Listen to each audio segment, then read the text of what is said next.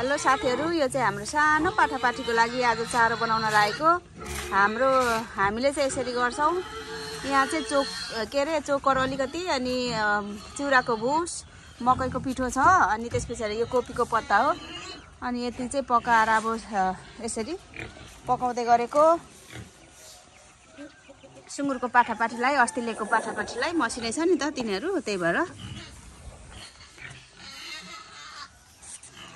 Hello everyone, welcome back to Sabita charming channel. फेरि पनि आजको डेली लाइफ ब्लगमा यहाँलाई स्वागत छ। अनि सुँगुर पनि अलिअलि कराउँदैछ। एउटाले चाहिँ साह्रै दुःख दिन्छ, यो सुतिराखेको हुन्छ हैन, अर्कोले चाहिँ चाहिँ छुइराख्छ अनि कराइरहन्छ। अनि आजको ब्लगमा स्वागत छ सम्पूर्णलाई। तपाईहरुको साथ र सपोर्टले गर्दाखेरि हाम्रो युट्युब जर्नीमा चाहिँ हामीलाई अघि बढ्नको लागि हौसला मिलिरहेको छ। धन्यवाद दिन चाहन्छौ है त। आज चाहिँ लगभग 7 बजिसकेको छ बिहानको। अनि बिहानको 7 बजे नै अर्पणको पापाले यहाँ सुँगुरको चारो उसिन्नु हुँदैछ। म चाहिँ भित्र नै खानाहरू पकाउँदैछु हैन, अलिअलि। हजुर अड्छ रहेछ त। ओफ, धुवायो। अब यहाँ काट्नु हुँदैछ, बाँकी रहेकोलाई पनि सबैलाई सिधाइदिनु। अनि यहाँ चाहिँ यसरी हामी चाहिँ दाउराहरू पनि किन्न पर्छ साथीहरू, के गर्नु, त्यही भएर महँगो पर्छ। यो अलिअलि दाउरा साउरा छन्, बल्दैछ। यसरी काट्नु हुँदैछ पापाजीले।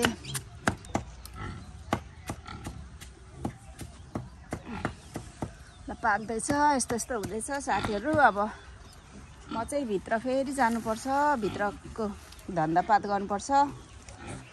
ल है ल, जे होस् हाम्रो अर्पणको पापा बाहिरदेखि आएर चाहिँ मलाई एकदमै सजिलो भएको छ। नत्र भने त अस्ति हुँदो त हैन, यो सुँगुर चारो पकाउन पनि आफै अनि यता पनि आफै। तर मामुले धेरै सबै कुराहरू त सघाउनुहुन्थ्यो, र पनि यसरी अर्पणको पापा आएपछि सुँगुर चारोहरू यसरी काटकुट गरेर पकाइदिनुहुन्छ, सुँगुरहरूलाई चारोहरू दिनुहुन्छ नि। धेरै सजिलो भएको छ मलाई पनि।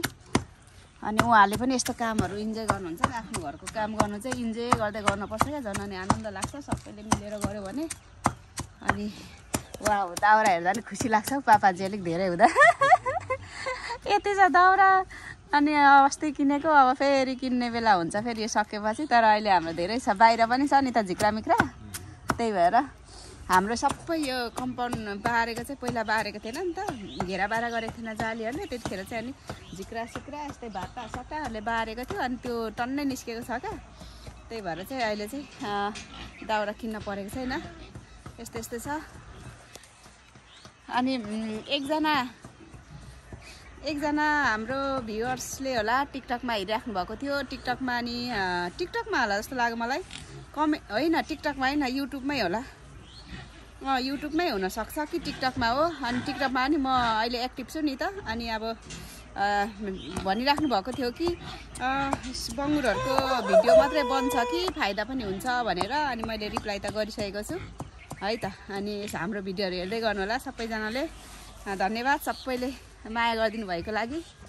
अब म भित्र पसेँ, एकछिनमा फेरि बाहिर निस्किन्छु।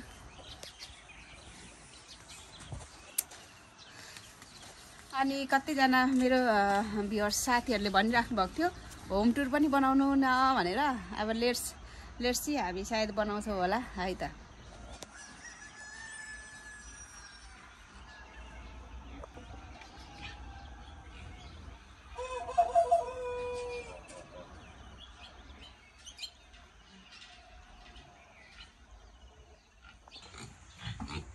अर्पणको पापाले चाहिँ अहिले त्यहाँ चारोहरू उसिनिसकेर यहाँ सरसफाइ गर्नुहुँदैछ। यसरी पुरा गर्नु पर्यो नि सरसफाइ।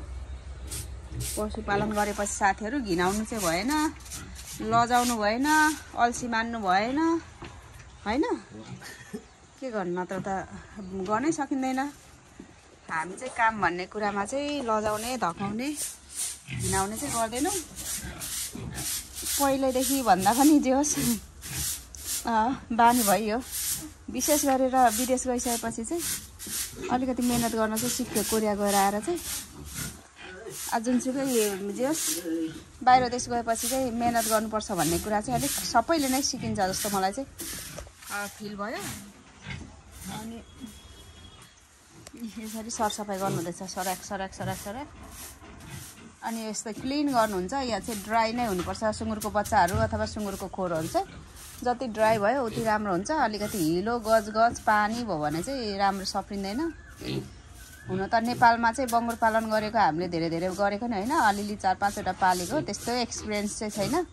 तर दियोस् कोरियामा चाहिँ लगभग अर्पणको पापाले 9-10 वर्षै गर्नुभयो यसमा। अनि त्यस पछाडि मैले पनि 5-7 वर्ष नै गरेँ भनौँ न, त्यही भएर हल्का ज्ञान चाहिँ छ। अब उता यताको के अरे पाल्ने तरिका अनि पोषण तत्त्वहरू त्यहाँको दाना पानी त छुट्टै नै भइहाल्छ, र पनि बेसिक कुराहरू चाहिँ जे होस् थाहा भएको छ। त्यही भएर हल्का यसो हामीले नि घरमै पालेको यसरी यत्रो छ पाठापाठीहरू।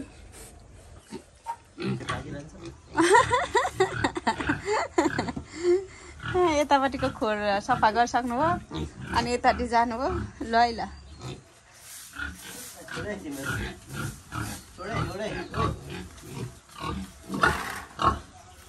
यो चाहिँ हामीले पराल होइन उयोको तोरीको झुस राखिदिएको थियौँ, जाडो हुन्छ भनेर बच्चाहरूलाई, त्यही भएर अलिकति यो सफा गर्नु चाहिँ अलिक झ्याउ हुँदो रहेछ। अब झ्याउ भएर नि के गर्ने, झ्याउ मान्नु भएन साथीहरू। हामी चाहिँ अलिकति यो यहाँ तल के अरे उयो झिङ्गाको दबाईहरू पनि राखिदिएको छौँ, अलिक झिङ्गा अलिक उयो होस् भनेर, कम आओस् भनेर। के गर्नु, झिङ्गा त आइ नै हाल्छ फेरि गर्मी महिनामा त होइन।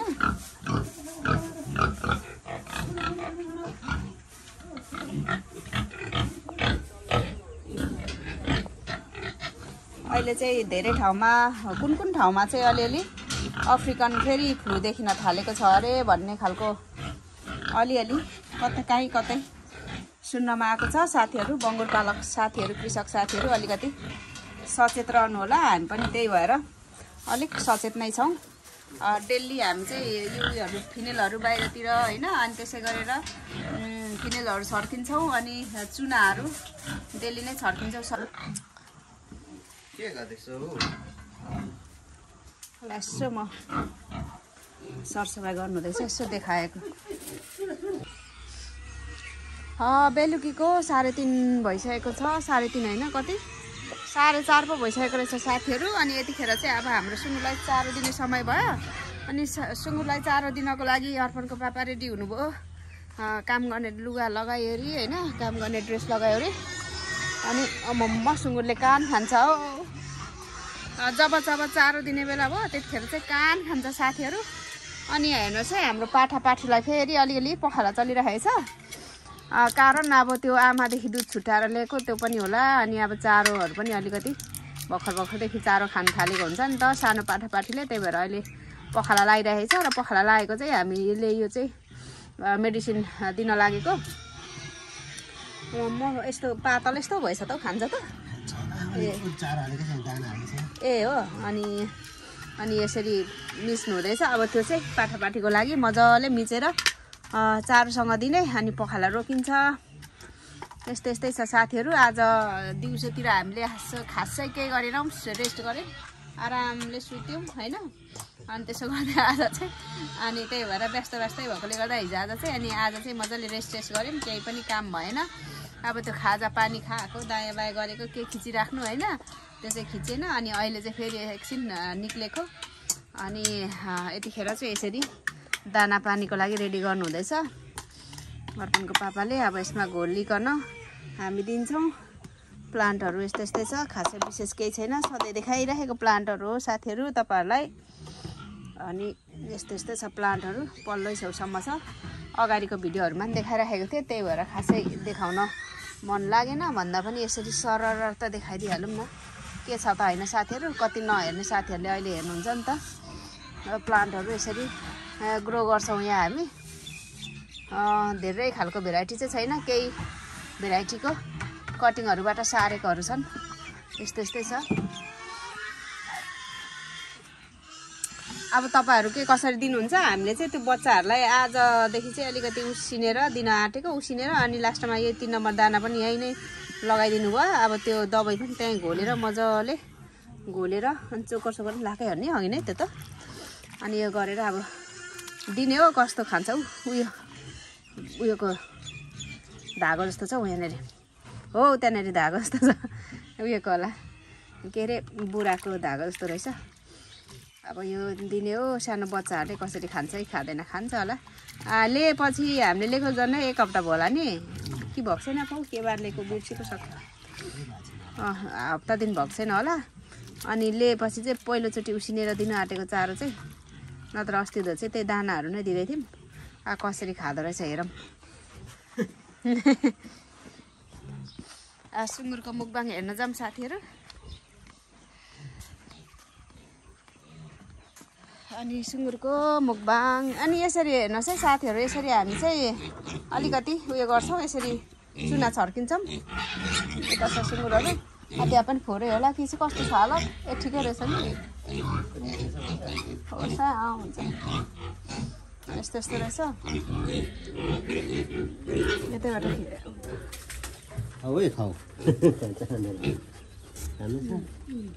त्यो फेरि यिनीहरू चाहिँ भित्रै पसेर खाने बानी भएर त्यो उयो भएर होला नि हो त्यो त लगाइदिनु त उ त हो त्यहाँ अलिक हो त्यहाँ अनि खान्छ नि ए देखिन है त्यहाँ खाऊ न हो त्यसरी ठाउँ प्रशस्तै छ भित्रै पस्नुपर्छ तिमीहरूलाई लुक खाऊ लु यहाँ अब यो निस्केता हुने त अलिक कुट्नुपर्छ है क्या लुक खाऊ निस्केर उता फर्केर यता फर्केर खानु नि सबैले के खालको सुँगुरहरू यो खुट्टाको बिचमा हो त्यसलाई दिनु त निस्के यसरी खायो लत्तेरिका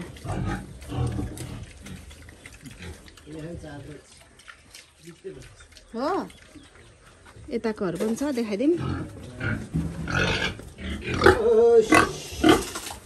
लु खाऊ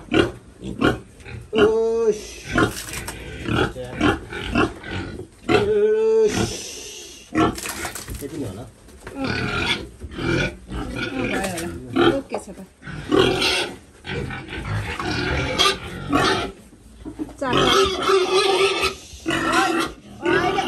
यो एउटा छ यो कराउँदैछ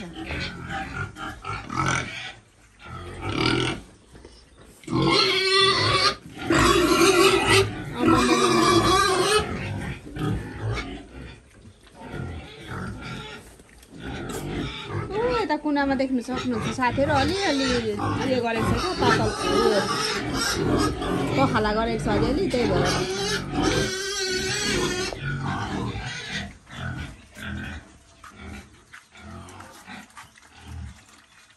मन पराएर खाँदैछ कि नमन पराएर खाँदैछ मन पराएर खाँदैछ जस्तो लाग्यो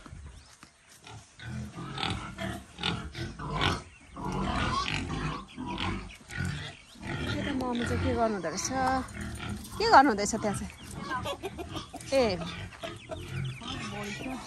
ए बोरीको लाउनु हुँदो रहेछ मामुले चाहिँ उयो चाहिँ अदुवा हो साथीहरू हाम्रो ओइ अदुवा बेसार होइन बेसार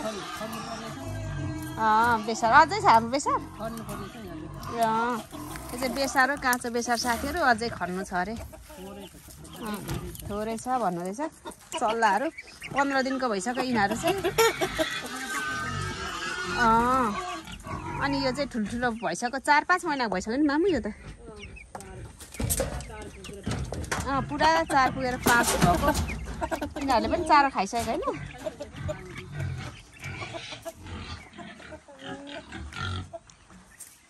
अब ठुलोहरूलाई सुरु गर्नुभयो अर्पणको पापा हजुरले ओहो लु है यसरी दिनुहुँदैछ मेरो ड्युटी चाहिँ हस्तान्तरण भयो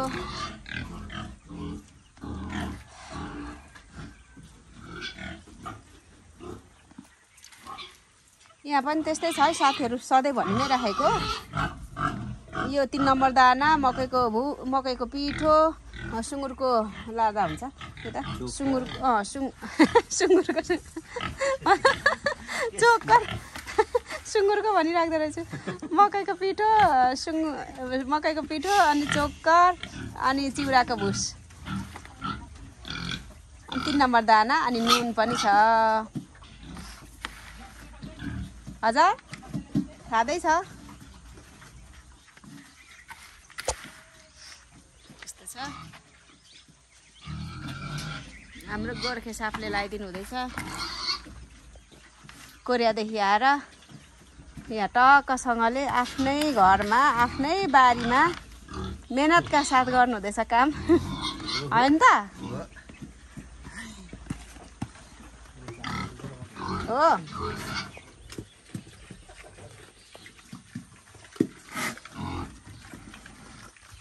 खाँदैछ बक्खी खाँदैछ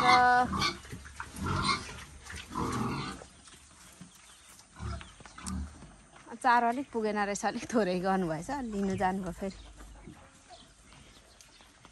ओइ खाँदैछ छैनस्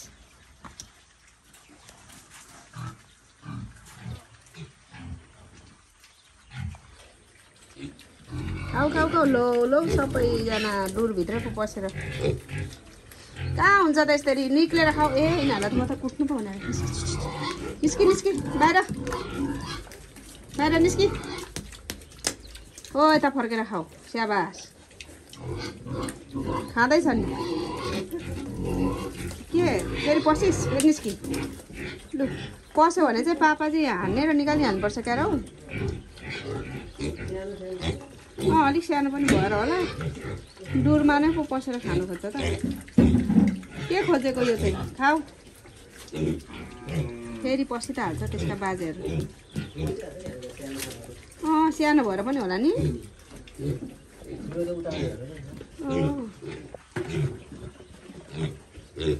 के खोजेको अहिले म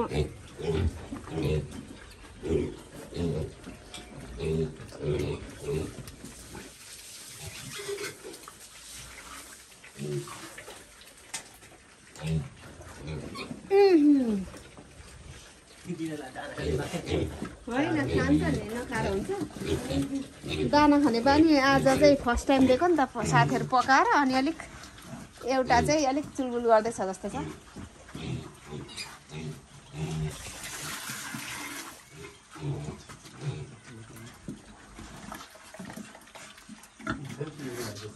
चुलबुल गर्दैछ गरोस् न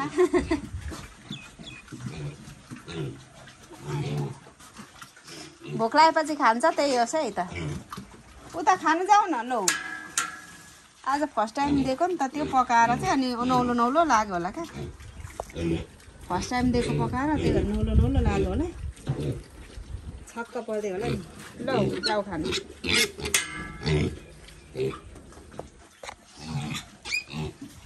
मुख चेन्ज भएर के चाहिँ दियो भन्दैछ होला ल यस्तै छ अलिक मजाले त उयो खोजी हिँड्दैछ सधैँ जस्तो खोजेको होला नि